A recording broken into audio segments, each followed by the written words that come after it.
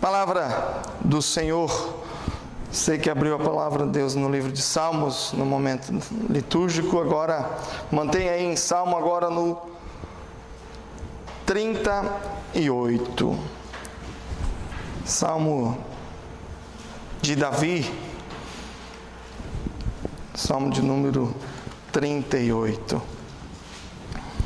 Lê do verso 1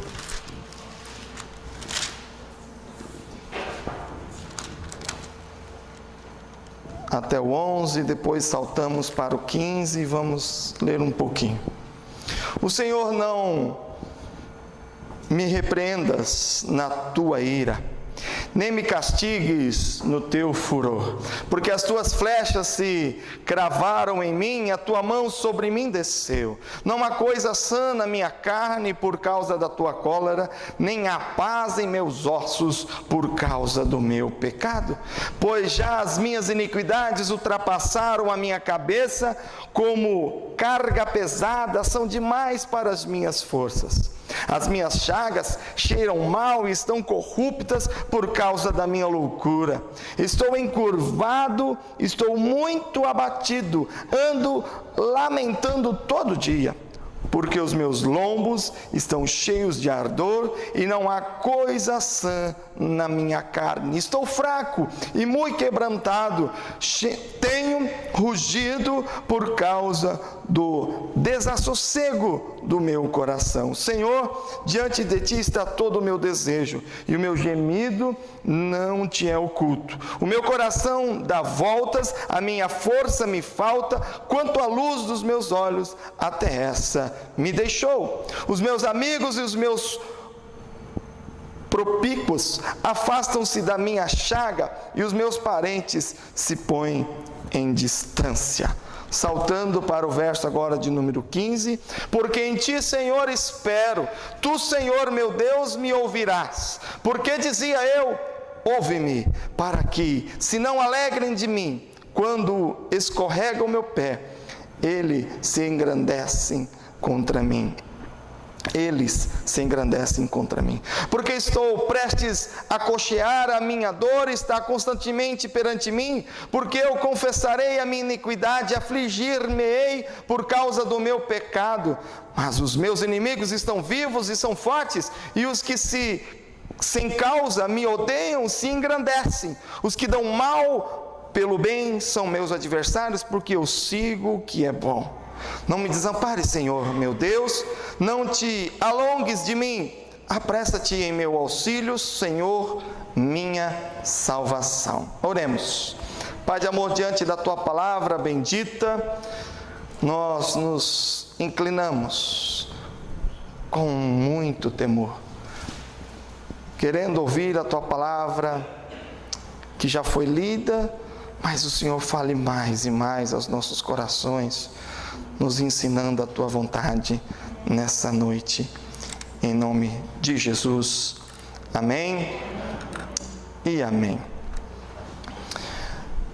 Cura das emoções, ou talvez cura da enfermidade da alma. Não tenho muito tempo de ministério, só 10 anos, que eu completo em dezembro desse ano, né? Alguém quiser me dar presente, a gente agradece. 10 anos de ministério, e não é muito tempo, mas o Senhor tem nos ensinado, no decorrer desses anos, que muitas coisas que nós tentamos corrigir nas nossas vidas, ou como pastor ajudar a vida da igreja, muitas vezes nós não atingimos porque nós não olhamos direito para o indivíduo, para as suas queixas, para os reais motivos de suas queixas, os reais motivos que o faz chorar, faz gemer. E um pouco de conhecimento do que Deus trabalha na alma da gente. E a gente vê que nós temos muitas enfermidades na alma. Eu sei que Deus cura, e eu creio muito nisso, amém, irmãos? Falamos muito nas nossas quartas-feiras sobre o caos tem cura. E eu creio em cura na área espiritual, na área física e também na área emocional das nossas vidas, dos nossos sentimentos, das nossas angústias, como muitas vezes nós vemos pessoas angustiadas, iradas, magoadas, machucadas pela vida, ou por causa dela ou por causa de outros.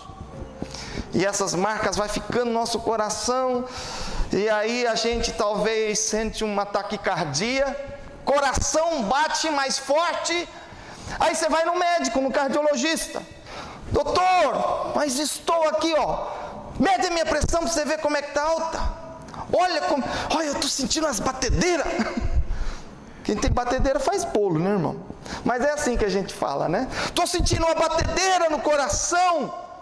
O senhor tem que ver, examinar eu, doutor. Cardiologista. Cardiologista examina. Faz um eletro. Menino está tinindo, bom demais. Ele fala, talvez você vai no endócrino. Aí você vai no endócrino. Aí depois você vai num gastro. Aí depois você vai no neurologista. E vai em tudo quanto é médico. E não acha a resposta do seu problema. Existem situações que são da alma e elas machucam o nosso corpo. A psicologia tem nos ensinado que algumas enfermidades são somatizações e outras são psicossomáticas. Psico, da psique, do intelecto, da mente, da alma, e soma vem do corpo. As doenças psicossomáticas são aquelas que da alma afeta o corpo. Algumas vezes você pode ter enfermidades sem causa, porque elas são provenientes da alma, das amarguras, das emoções maltratadas. São enfermidades mesmo. Se fizer exame no médico, ele vai constatar. Você realmente tem um problema cardiovascular. Afetou o corpo.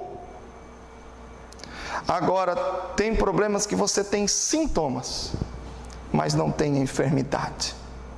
Só os sintomas.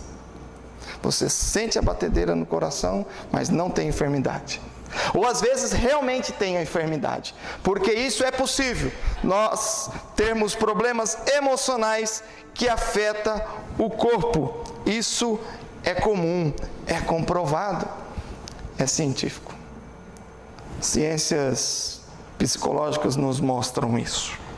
Doenças da alma que interferem no corpo, por um estado emocional alterado, e principalmente quando por tempo prolongado. Às vezes você tem traumas na infância e nunca são tratados. Na nossa vida nós passamos por dificuldades e problemas, mas quando eles não são tratados, problemas da alma complica e pode ser depois físico também. Além de estar causando dano na alma.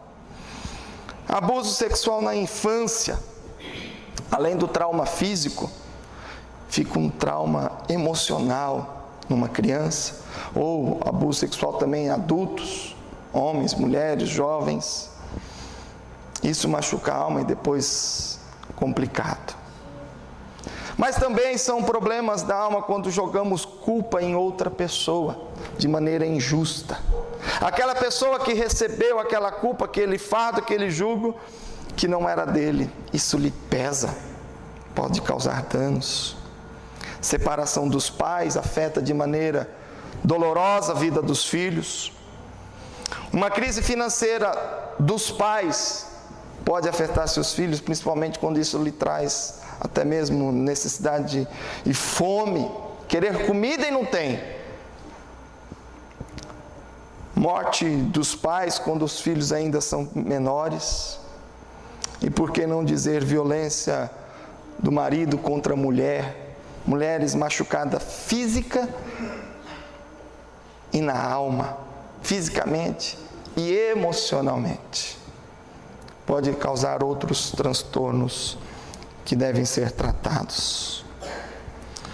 Mas através da compreensão dos fatos, através de tratamentos terapêuticos, acompanhado de medicamentos também, porque muitas pessoas, e tem muitas vertentes religiosas e pastores dizendo que não se pode tomar remédio para depressão. Cuidado! Porque quem tem depressão não tem fé. E essa semana, viajando a Londrina, um dos nossos diretores do seminário na qual eu estudo lá, passando por uma crise terrível de depressão. E muito pelo contrário, não é falta de fé, porque a fé o tem sustentado, tem feito ele trabalhar, dirigir aquela instituição, e não derrubou. Mas ele falou, se não fosse pela fé, pelo Senhor, eu estaria prostrado num leito. É uma vertente dos nossos evangeliqueis por aí, de que crente não passa por depressão. E quando que a Bíblia disse que nós não teríamos aflições e necessidades? No mundo tereis, qual é o verbo? Aflição, afligir. Isso é coisa da alma. Isso é coisas, traumas, são problemas e dificuldades. Só que a fé nos sustenta. Amém? Isso é possível. Então, meus irmãos, tanto o lado da medicina, do lado da psicologia, seja ela qual for, tudo vem nos agregar. Eu não sou de maneira nenhuma contra remédio, tem que tomar. Sair daquela crise, daquele pânico terrível. Só que uma experiência que eu aprendi, uma história que eu ouvi de um professor ainda lá em Joinville, de uma história muito complicada. Eu acho que já contei na igreja, mas hoje o dia é muito propício para essa ilustração. Fato real, uma senhora com crise de depressão profunda, suicida, tomou uma dose grande de ácido, ingeriu aquele ácido que queimou toda a sua boca, esôfago e saiu rebentando tudo para dentro. Foi levado às pressas ao hospital, não morreu, e todo o corpo médico trabalhou de uma maneira fabulosa, tremendamente naquela vida. UTI, muitos dias, meses. Esse caso começou a ter o sucesso da medicina, os médicos começaram a levar até mesmo os resultados daquele tratamento para conferências e estudos do que aquele médico conseguiu fazer naquela paciente. E aquela mulher, depois de muito tempo, alguns meses, recebeu alta do hospital. Os médicos comemoraram, vibraram aquela grande vitória da medicina. Mas aquela mulher voltou para casa e tomou ácido de novo e morreu. Meus irmãos, a medicina faz um trabalho fabuloso, incrível, elogiável, mas ainda não inventou um remédio para curar as dores da alma.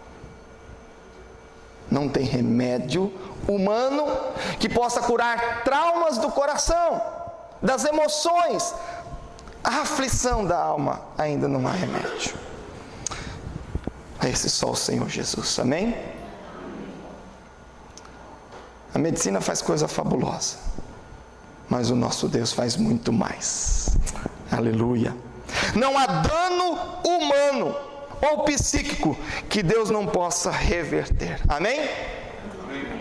Se Deus cura coisas do físico, cura de uma maneira tremenda as nossas dores da alma. E Deus quer curar as feridas da nossa alma, do nosso coração, as nossas emoções. Nós temos duas linhas teológicas que nós somos corpo, alma e espírito, a tricotomia como muitos conhecem. Alguns acreditam apenas que é dicotômico, espírito e corpo, e que esse espírito e alma estariam vinculados às duas coisas, sendo uma só. Né? Independente de qual você tenha tendência a crer, mas os sentimentos estão presentes nos dois, as dores da alma. Como podemos então ser curados das enfermidades da nossa alma e consequentemente do físico? Porque se as dores da alma nos causam até mesmo dores físicas, problemas no corpo, porque elas são somatizadas, psicossomatizadas. Primeiramente, o nosso texto do Salmo 38, no verso 18, que nós não lemos, na segunda parte, diz assim: porque eu confessei a minha iniquidade, afligir-me-ei por causa do meu pecado. Porque eu confessarei a minha iniquidade, afligir-me-ei por causa do meu pecado. Se o homem sofre, é porque ele pecou na sua origem. O homem é um ser pecador. E por causa do pecado, toda a humanidade se corrompeu, até mesmo recebendo enfermidades. O corpo não é mais o mesmo. O corpo humano não é mais o mesmo. E nós sofremos por causa do nosso pecado.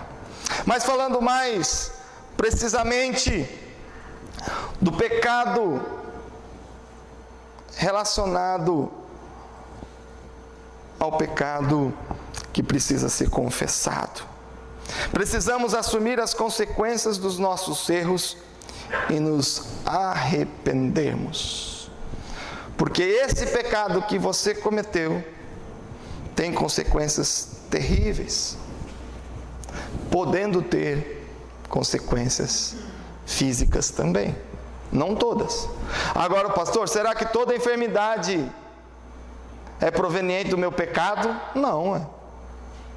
Existem as doenças congênitas, doenças de cunho natural, porque você pegou uma alergia de um fungo, um mofo, uma poeira, não é verdade? Doenças que já são genéticas, tem nada a ver, ok?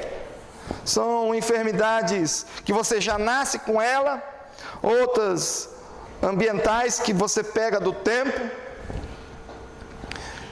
e outras, nós precisamos discernir. Deus quer conceder dons à tua igreja de discernimento, mas nós temos que discernir e ter consciência de que pode ter enfermidade de cunho espiritual. Isso é fato e é bíblico. Alguns, Deus expulsou demônios e eles foram curados espiritual e fisicamente. Não podemos generalizar nem de um lado e nem do outro, mas temos que pedir a direção de Deus. Direção de Deus. Pregação de João Batista foi uma pregação de arrependimento. Lucas 3, de 3 a 8. Arrependei-vos. Arrependimento não é só para nós termos um coração prostrados ao Senhor Jesus e buscar a salvação, mas é também para sermos curados. Amém? Arrepender, confessar o seu pecado a Deus.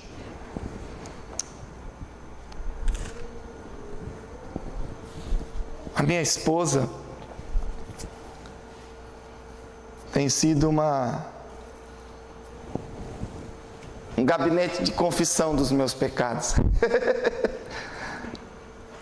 Esposa é uma bênção na vida da gente, amém, irmãos? Se você não puder contar os seus pecados de mente e do coração para o seu marido, para a sua esposa, você vai contar para quem? Você pode até contar para um amigo, para uma amiga, para o seu pastor, para a pastora, para quem estiver. Mas seu marido, sua esposa, está fora dessa? Não. E eu já recebi muitas bênçãos de Deus, de pecado confessado para minha esposa, contra ela e outros tantos. Não são tantos assim, graças a Deus. Mas eu confesso, falo, Dani, me ajuda aqui. E ela ora por mim. Minha esposa põe a mão na minha cabeça, porque ali eu não sou o pastor, ali eu sou um ser humano aflito, precisando confessar o seu pecado. E Deus falou, confessai os vossos pecados uns aos outros. E o primeiro outro na minha vida é minha esposa. É o primeiro outro que está na minha frente. Amar o seu próximo. O mais próximo teu é tua esposa e seu marido. Esse é o primeiro que você tem que amar. E depois os filhos. Não invertam isso, por favor. Ouviram? Tem mãe que ama mais os filhos do que o marido. Será? Aí eu te falo, cria os filhos vão embora, o amor vai embora, aí ficou aquele negócio lá em casa que você não sabe se chama de quê. Se você não cuidar do seu casamento enquanto seus filhos estão em casa, depois que ele for embora, pode ser que venha um divórcio, porque ficou a sobra. O principal foi, criou-se para o mundo, aí depois ficou aquele traste lá, ou chame do que quiser. Mas você tem que amar seu marido, se preparando para esse dia, do ninho vazio. Isso é fundamental. Deus perdoa o pecado confessado e lhe dá o perdão e a cura. Nós pedimos perdão e confessamos nosso pecado ao Senhor, para que nós tenhamos santificação, mas também cura das nossas emoções. Carta de Tiago, capítulo 5, 16, Tiago 5, 16 nos instrui muito a isso.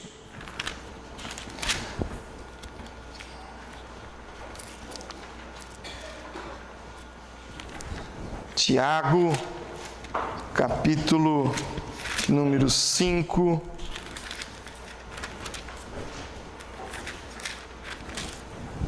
verso de número 16. Confessai as vossas culpas uns aos outros, para que sareis, para que sejam curados. Mas peraí, curado? Cura? Saúde? Seja ela física ou espiritual e emocional. Está aí, nesse texto, a interferência do seu pecado na sua alma, espírito ou corpo, seja ele onde for que tiver sido alterado. Nós precisamos perdoar uns aos outros, pedimos perdão a Deus, precisamos confessar nosso pecado. Já passando para o segundo ponto, primeiro, confesse o seu pecado a Deus. Segundo, conceda o perdão e liberte-se de suas mágoas, das suas dores. Confesse o seu pecado e segundo, conceda o perdão. Pedir perdão a Deus e perdoar aquele que nos ofende. Perdão é como diz ditado popular, é um santo remédio. Na cultura nossa a gente fala, é um santo remédio. Meus irmãos, tem muita gente que está ruim, passando mal, dores, traumas, mas um coração ruim, duro. Eu não perdoo.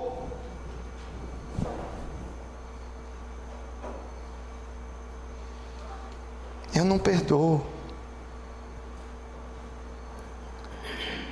Aí só Deus quebrando esse coração de pedra, fazendo um coração de carne, amém? E aí o coração de carne se prostra e começa a ser curado, transformado.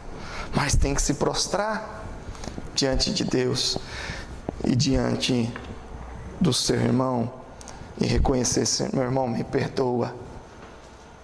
E se o teu irmão vier contra ti, e que você o perdoe também. Confessai os vossos pecados uns aos outros. Tá bom, eu posso até confessar. Mas se o outro vier a mim, eu não perdoo. O que ele me fez, eu não esqueço. Morra infeliz. Não é assim, irmão? Tu gosta que eu fale isso, né?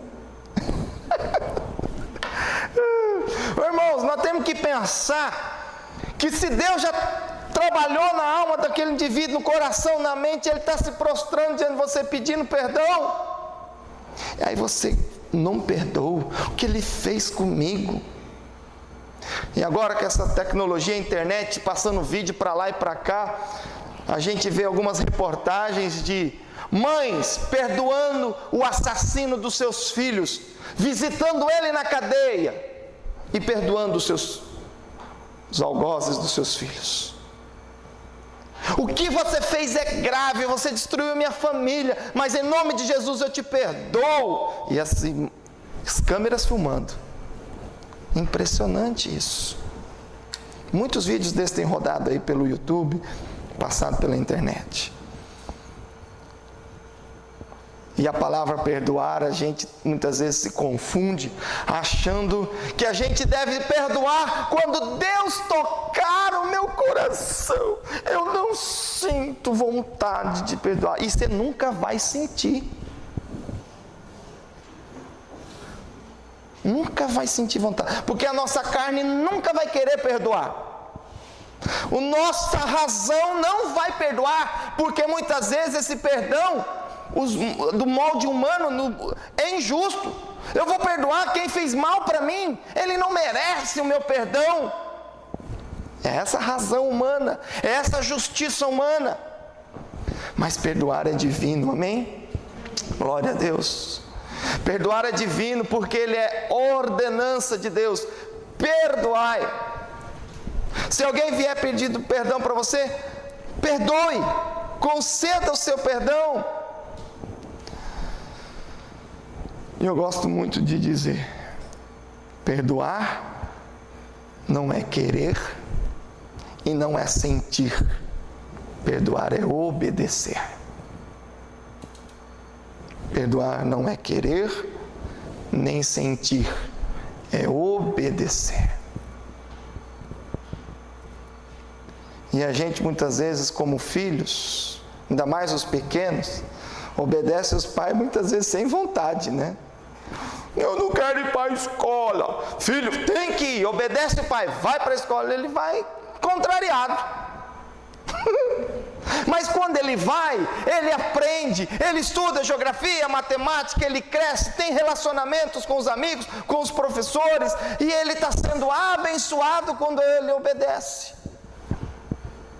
Quando a criança obedece os pais, recebe a bênção de Deus. Quando nós obedecemos o perdoar, nós somos agraciados por Deus. E a bênção do perdoar, ela não é antes, ela é após o perdão. Você não fica bom antes de tomar o remédio, mas é depois de tomar o remédio. Então o perdão, como eu disse, é um grande remédio. Então você primeiro toma ele, primeiro você perdoa, que aí você vai ver a mão de Deus poderosa, amém, irmãos? Isso cura traumas, porque se você um dia ofendeu, alguém te ofendeu, ficou uma raiva, ficou uma mágoa no coração, eu detesto aquela pessoa, está aí a enfermidade da alma, a amargura, a raiva, o rancor. E se isso se estender, não sei o que vai dar. Não sei o que vai dar.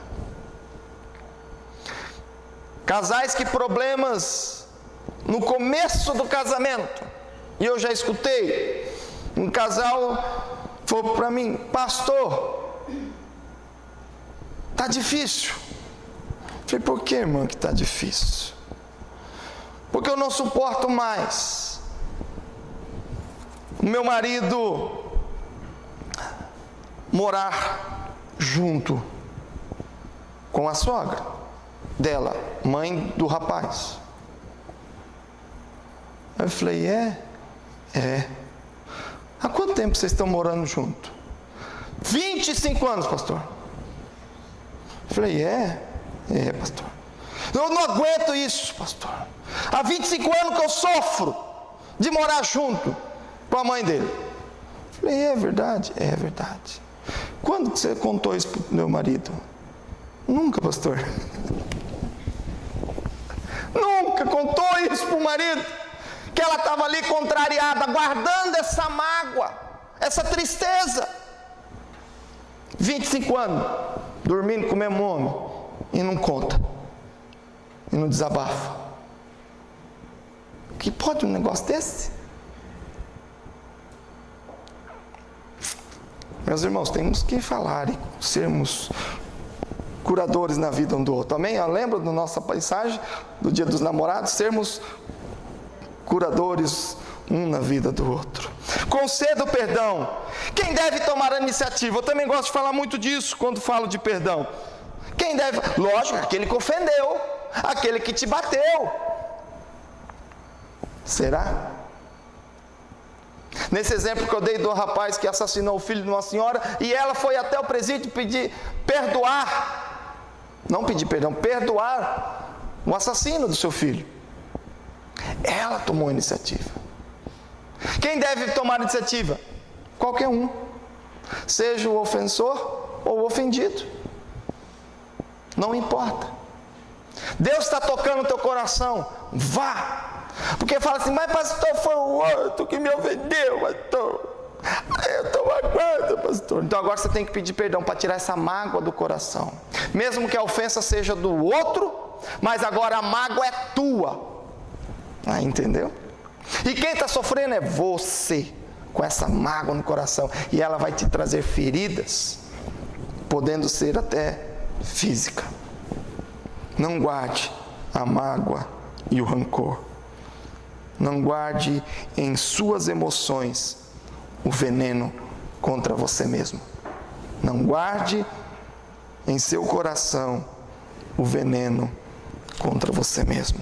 Provérbios 24, se pudermos abrir as Bíblias aí, Provérbios capítulo de número 24.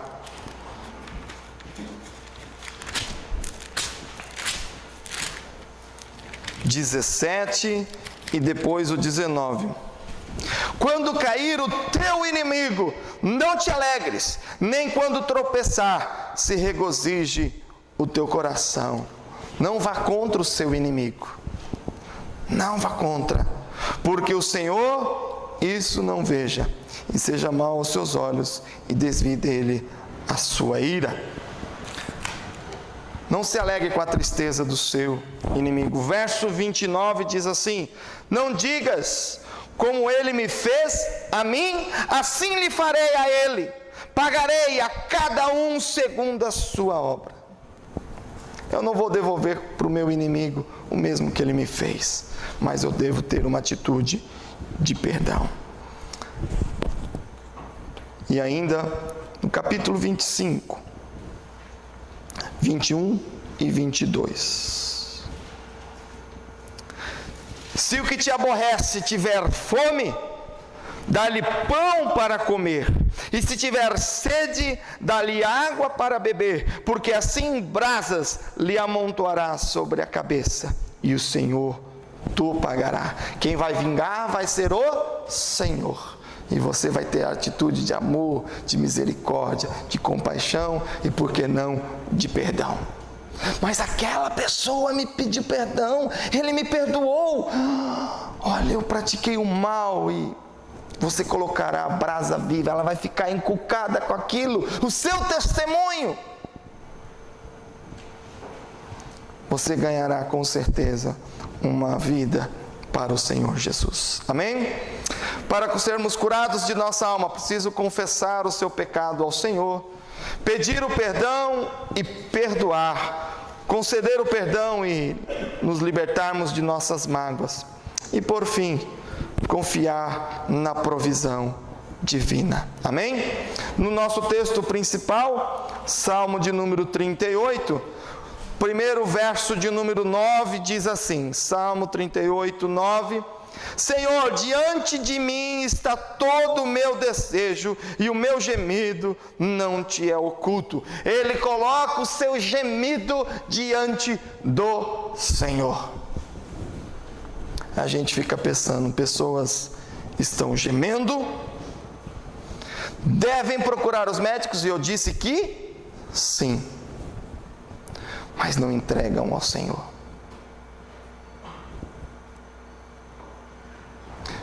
Tratamento completo para esses tipos de problema é com a medicação para tirar uma crise forte, um estado explosivo, precisa dar, que nem diz o mineiro, karma, mas as pessoas muitas vezes não conseguem porque o estado é complicado. Toma uma medicaçãozinha, não vai fazer mal e não está pecando nem um pouquinho. Abaixa essa crise. Converse com o seu pastor, com quem for, e entregue sua vida ao Senhor Jesus. Confie no Senhor Jesus. Confie na provisão e na mão de Deus. Porque, como eu disse, o que a medicina vai fazer, ela vai fazer. Mas ela não vai curar as mágoas e as dores da alma. Onde a medicina não toca, só o toque do Espírito Santo de Deus. Amém? Nós cremos que Ele pode nos curar. É Deus e somente Deus sabe todas as coisas. Só Ele nos conhece no nosso íntimo. Só Ele pode tocar na nossa mente. Deus conhece a sua história, a sua crise, a origem da sua queixa, a origem do seu problema. Só Deus. E você? Às vezes nem você sabe. Às vezes nem você sabe por que você está com essa taquicardia. Por que você está com essa dor de cabeça. Por que teu corpo dói por todos os lados e não acha um problema. Mas Deus sabe. Ele quer que você abra o teu coração para Ele.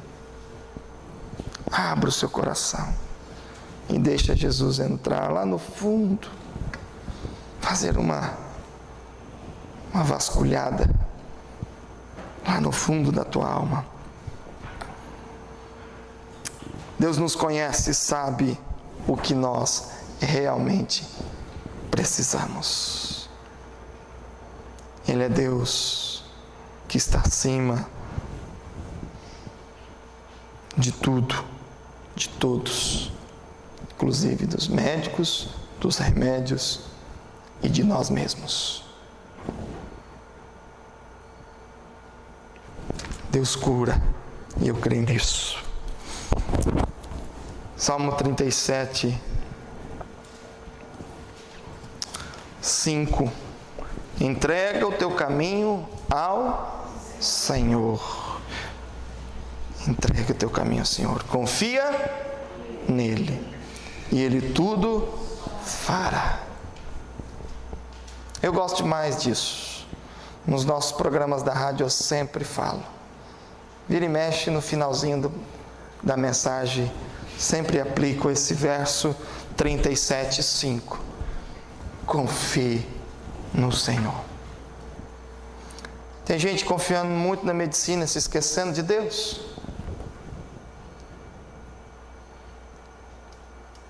Tem gente que confia em Deus e às vezes é negligente com os cuidados médicos. Também não é certo. Mas nós devemos confiar no Senhor e sermos obedientes a sua voz. Ainda o verso, Salmo 55, um pouco mais à frente.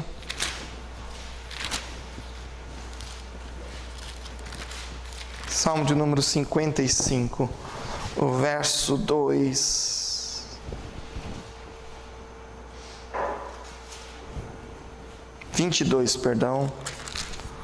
Verso de número 22. Lança o teu cuidado sobre o Senhor, e Ele te susterá. Amém? Apenas a primeira parte. Lança o teu cuidado ao Senhor, e Ele te susterá. E Ele te sustentará. Que coisa boa é podermos confiar no Senhor. Coisa boa é podermos confessar o nosso pecado ao Senhor e Ele nos perdoar o nosso pecado e nos curar.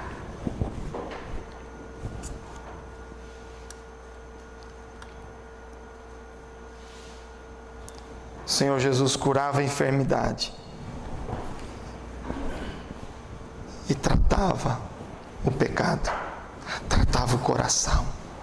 Jesus era o médico perfeito, porque Jesus era médico de curar o físico, sempre foi pastor de orientar e aconselhar e cuidar daqueles corações perturbados, e Ele é Deus para nos perdoar os pecados. Ele fazia uma obra completa. Ele fazia uma obra completa e faz até hoje. E Deus quer fazer nas nossas vidas uma obra completa hoje de cura física, emocional, espiritual. Se é problema de libertação, é em nome de Jesus que as pessoas são libertas. E se é por questões físicas ou emocionais, temos duas maneiras humanas de cuidar, para a psiquiatria, a psicologia e a medicina. Mas Deus também faz todo tipo de milagre. Deus deu capacidade ao ser humano. Nossa querida Carla está aqui, super competente. Mas é Deus quem a capacita, essa capacitação é de Deus. Amém? E você pode ser capacitado de Deus para curar o coração de muita gente. Deus pode te usar para curar as emoções.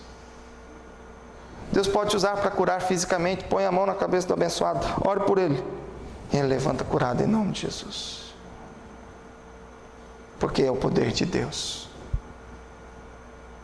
Quando Deus fala que dá dom de cura, Ele não fala dom só de cura física. Cura. E para mim isso é simples e completo. Física, emocional e espiritual.